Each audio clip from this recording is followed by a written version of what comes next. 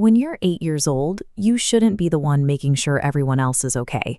But in a dim kitchen early in the morning, you're on a step stool, cooking for yourself and a sibling, while you constantly check on the adult sitting behind you.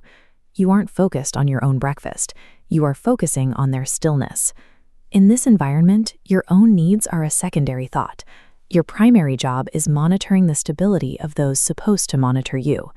You learn a specific, silent language.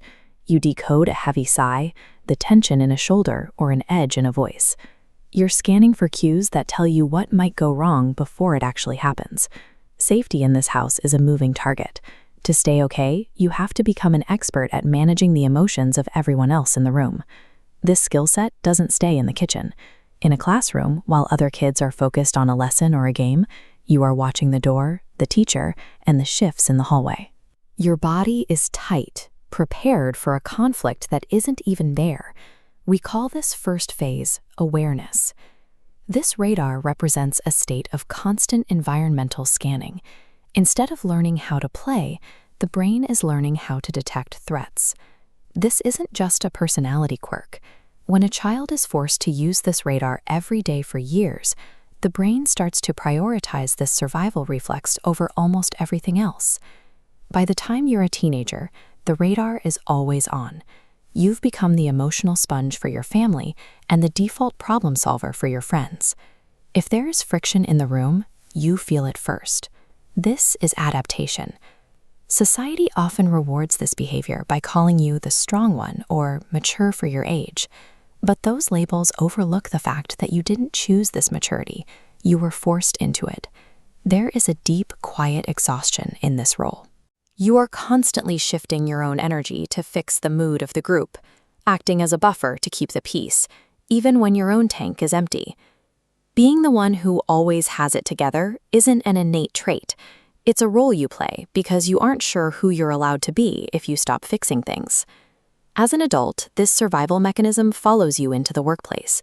You're no longer in the kitchen, but the internal pressure to keep everyone stable remains exactly the same. This is automation. Standard feedback from a manager travels through old survival circuitry. The brain misinterprets simple critique as imminent danger. The response is frantic. You over-explain, apologize, and volunteer for extra tasks just to make the threat go away. You are carrying the weight of the entire office because your brain still believes that if something feels off, you are the only one who can and should fix it. The most difficult test for this behavior happens in our closest relationships. It's the moment a partner sets a healthy boundary and says, "I just need some space tonight." This triggers the final phase, attachment. To someone who grew up as an emotional caretaker, a request for space feels like an alarm bell. The brain equates that temporary distance with a total collapse of the relationship. You begin overgiving and overfunctioning to close the gap, terrified that if you aren't actively handling the partner, the connection will vanish. That panic is a memory.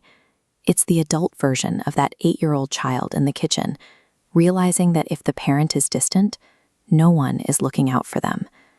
This entire pattern is called parentification.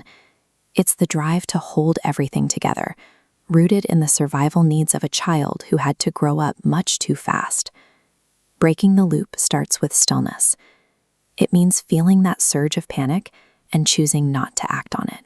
You take a breath, you drop your shoulders, and you practice the difficult art of refusing the urge to fix what isn't yours to carry. Instead of asking why someone is oversensitive or too much, we need to look at what they experienced. We need to look at what made them feel responsible for the entire world. Behavior is communication. It is the language of how we learn to survive. It evolves as we do, but it only changes when we recognize why it started. If you've been carrying everything for everyone else, it's time to see that for what it is.